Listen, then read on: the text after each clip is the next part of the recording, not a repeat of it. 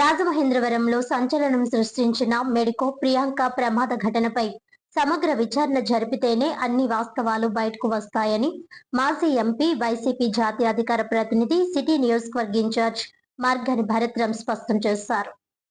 స్థానిక వియల్పురం మార్గాని ఎస్టేట్స్ లో ఉన్న వైసీపీ సిటీ కార్యాలయంలో మంగళవారం జరిగిన మీడియా సమావేశంలో ఈ కేసు విషయంలో ఆయన కూటమి ప్రభుత్వానికి పలు ప్రశ్నలు సంధించారు.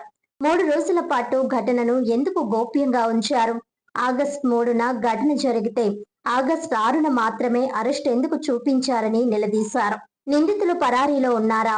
పోలీస్ కస్టడీలో ఉన్నారా? ఇంత ఇంత దారుణమైన ఘటనను ప్రమాదంగా ఎందుకు చూపించారు అని ప్రశ్నించారు. మొదట rash and negligent driving case ఎందుకు నమోదు చేశారు? స్టేషన్ బెయిల్ వచ్చే సెక్షన్లు ఎందుకు పెట్టారు? డీఎస్పీ చిన్న యాక్సిడెంట్ అని ఎందుకు చెప్పారో విచారణ చేస్తేనే తేలుతుందని అన్నారు.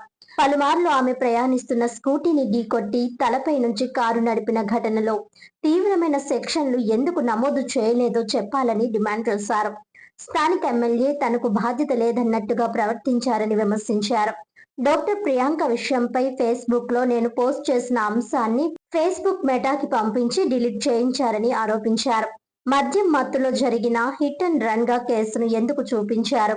డాక్టర్ ప్రియాంక కుటుంబ సభ్యుల వాదనను ఎందుకు పట్టించుకోలేదు అని ఈ ప్రశ్నలన్నీ వాస్తవం కాదా చెప్పాల్సిన బాధ్యత ప్రభుత్వానికి లేదా అని అన్నారు. ప్రకాష్ నగర్ పోలీసుల విచారణ తీరుపై కూడా తమకు చాలా అనుమానాలు ఉన్నాయని, అవసరమైతే వారిపై కూడా విచారణ జరిపించేందుకు ప్రభుత్వం చొరవ తీసుకోవాలని డిమాండ్ చేశారు. ముఖ్యంగా కేసు విచారణ చేస్తున్న సిఐ బాజీలాల్ ఆ రోజు ఎవరితో మాట్లాడారో ఫోన్ కాల్ డేటాను బహిర్గతం చేయాలని డిమాండ్ చేశారు. 2 తెలుగు రాష్ట్రాలను కుదిపేసిన ఘటనపై సోషల్ మీడియా ఎందుకు మౌనంగా ఉంది? రాజమండ్రి సోషల్ మీడియా పేజీలు పోస్టులు ఎందుకు చేయలేదని నిలదీశారు. కారుతో ఢీకొట్టిన తరువాత ప్రసాదిత్య మాల్ వద్ద నుంచి ఎవరెవరికి ఫోన్లు వెళ్లాయి, ఏం మాట్లాడారు అన్నది కాల్ డేటా వెల్లడించాలని డిమాండ్ చేశారు. ఘటనను అణిచివేయడానికి రాజకీయ ఒత్తిడి ఉందా?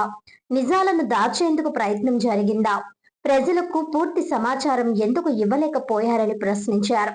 తెలంగాణ సీఎం ప్రియాంక ఘటన సీరియస్ గా తీసుకోవాలని రేవంత్ రెడ్డి స్పందించాలని కోరారు. ఈ ఘటనపై సమగ్ర విచారణ జరిపి అసలు వాస్తవాలు బయట పెట్టే వరకు వైసీపీ తరపున ప్రియాంక కుటుంబానికి తాము అండగా నిలబడతామని భరోసా ఇచ్చారు. భవిష్యత్తులో ఇటువంటి దారుణమైన ఘటనలు జరగకుండా నిందితులకు కఠిన శిక్షలు పడేలా ప్రభుత్వం చర్యలు తీసుకోవాలని మార్గాని భరత్ డిమాండ్ చేశారు. డిఎస్పీ గారు మీకు కనబడట్లేదండి? ఆ కేసు యొక్క సివియారిటీ ఏంటనేది మీకు కనబడట్లేదండి? డిఎస్పీ గారు చిన్న యాక్సిడెంట్ అంట. వీళ్ళు ఆల్రెడీ ఎమ్మెల్యే దగ్గర నుంచి, డిఎస్పీ దగ్గర నుంచి, సిఐ దగ్గర నుంచి ఆఖరికి ముఖ్యమంత్రి దాకా వీళ్ళందరూ కూడా నెరేటివ్ డ్రైవ్ చేశారు. ఇది ఒక చిన్న యాక్సిడెంట్ అనేది, ఇది ఒక మిస్లీనియస్ కేసు కిందన కొట్టిపాడేసే కార్యక్రమం. ఇంత దారుణమైన ఘటన ఆంధ్రప్రదేశ్లో రాజమహేంద్రవరంలో రాజమండ్రి నడిబొడ్డులో ప్రసాద్ ఆదిత్య మాల్ దగ్గర జరిగితే సీసీ ఫుటేజ్లు కళ్ళెదురుగుండా కనబడతా ఉంటే డిఎస్పీ అంటారు చిన్న యాక్సిడెంట్ అంట.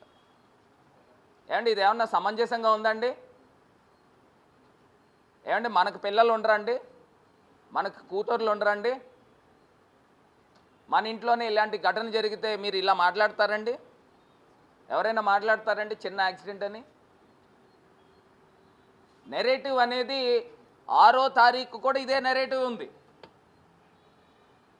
చంద్రబాబు నాయుడు గారిని హెచ్చరిస్తూ ఉన్నాం, అబద్ధాల పునాదులతో మీ ప్రభుత్వం ఏర్పడింది, పేక మేడలా కూలిపోతుంది, గుర్తుపెట్టుకోండి. ఇవాళ ఇంత అన్యాయాలు జరుగుతూ ఉంటే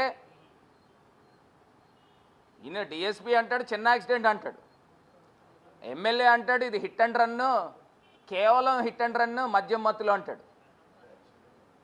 అసలు ఎక్కడికి వెళ్ళిపోతూ ఉన్నాం? మనం సమాజంలో ఉన్నామా? సిఏ అంటాడు పాపం ఆయన వాళ్ళు గైడ్ కాలేజ్ స్టూడెంట్స్ అంటాడు. అసలు 3 రోజులు కాన్స్పిరసీ ఏం జరిగింది? బేరం తగలేదా 3 రోజులును? 3 రోజులు ఎక్కడ పెట్టారు? ఈ నిందితులు ఎక్కడున్నారు? ఇది కదా తేలాల్సింది. దీనిపైన ఖచ్చితంగా సిబిఐ ఎంక్వైరీ చేస్తే నిజ నిజాలు ఏంటనేది బయటకు వస్తాయి. దీని వెనకాతలు ఎవరున్నారు అనేది బయటకు వస్తే, మీ ప్రభుత్వ పెద్దలే కనుక దీని వెనకాల ఉంటే ఆంధ్రప్రదేశ్ కూటమి ప్రభుత్వం పేకమేడలా కూలిపోద్ది. ఇది గుర్తుపెట్టుకోండి చంద్రబాబు గారు. మీరు ఇప్పుడైనా స్పందించి నిజ నిజాలు ఏంటనేది ఎంక్వైరీ కాల్ఫర్ చేయండి. ఇదేమి సామాన్యమైన ఇష్యూ కాదు. దీన్నేమి మేము అంత ఈజీగా మేమే వదిలే రకం కాదు. ఖచ్చితంగా హైకోర్టుని ఆశ్రయిస్తాము, హైకోర్టులో కేసే ఇస్తాము. అవసరమైతే మా నాయకుడిని సంప్రదించి మేమంతా కూడా ఖచ్చితంగా అవసరమైతే దీన్ని నెక్స్ట్ లెవెల్కి తీసుకెళ్తాం. డీజీపీ గారి దగ్గరికి వెళ్తాం. ఈ జరిగిన అంశాలు గవర్నర్ దగ్గరికి వెళ్తాం. ఏంటంటే ఇది ఏమన్నా సామాన్యమైన అంశమా? ఇష్టం వచ్చినట్టు ఎవడు పడితే ఆడు నోటుకొచ్చిన మాటలు మాట్లాడుతున్నారు. హెచ్చరిస్తూ ఉన్నాము. ఇప్పటికైనా మీరు సిఐని ఇమీడియట్గా సస్పెండ్ చేయండి. అసలు సిఐని కూడా అక్యూజ్డ్ కింద పెట్టండి. అసలు సిఐకి ఎవరు ఒత్తిడి తీసుకొచ్చారు, ఎవరు మాట్లాడారు, అతన్ని కూడా ఎంక్వైరీ చేయండి, అతన్ని కూడా ఇంట్రాగేట్ చేయండి. అసలు సిఐ అసలు సివిల్ డ్రెస్లు ఎలా ఉంటాయి? చనిపోయేదాకా అసలు ఎందుకు అరెస్ట్ చేయలేదు? అరెస్ట్ ఎప్పుడు చేశారు? ఇప్పటిదాకా మీరు కస్టడీ పిటిషన్ ఎందుకు వేయలేదు? ఇప్పుడు 7వ తారీఖున రిమాండ్కి చూపించారు. 7వ తారీఖు రిమాండ్ చూపించినప్పుడు ఇవాళ 10వ తారీఖా, ఇవాళ 11వ తారీఖు, 4 రోజులు పట్టిందండి. మీరు పోలీస్ కస్టడీ పిటిషన్ పెట్టి ఇమీడియట్గా అసలు ఇంట్రాగేట్ చేసి ఈ యొక్క కేసుని ఇదేమన్నా పెద్ద రాకెట్ సైన్సా? కళ్ళు ఎదురుగుండా సీసీ ఫుటేజ్ విజువల్స్ కనబడుతున్నాయి. అసలు ఏ ఇంటెన్షన్తో వాళ్ళు కారు తొక్కారు, తలపైనకి ఎక్కిచ్చారు, ఇది మన కంటికి కనబడట్లేదండి. ఇమీడియట్గా వీళ్ళు ఫస్ట్ పెట్టాల్సింది అటెంప్ట్ మర్డర్ కేసు పెట్టి మర్డర్ కేసు పెట్టాలి. ఇది కదా చేయాల్సింది. 338 పెట్టడం, దాని తర్వాత 308 పెట్టడం, దాని తర్వాత 304/2 పెట్టడం. నిందితుల్ని కాపాడే ప్రయత్నమే జరుగుతుంది తప్పితే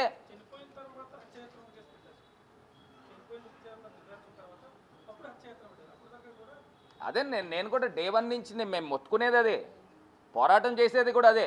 నిన్న నాకు చాలా ఎంత బాధాకరం అని అంటే, డాక్టర్ ప్రియాంకకి ఇంత అన్యాయం జరిగితే మేము బంద్ పిలుపునిచ్చాం. విద్యా సంస్థలు బంద్ చేయాలని పిలుపునిస్తే 100 మంది పోలీసులు మా ఇంటి చుట్టూరు మొహరించి 144 సెక్షన్ పెట్టినట్టున్నారు. అసలు బయటికి రానివ్వకుండా, అసలు ముందు రోజు రాత్రే మా గుమ్మం బయట పడుకున్నారు 2 పోలీసులు. అసలు ఏ బేసిస్లో మేమేమన్నా విధ్వంసాలు ఏమన్నా క్రియేట్ చేస్తామండి?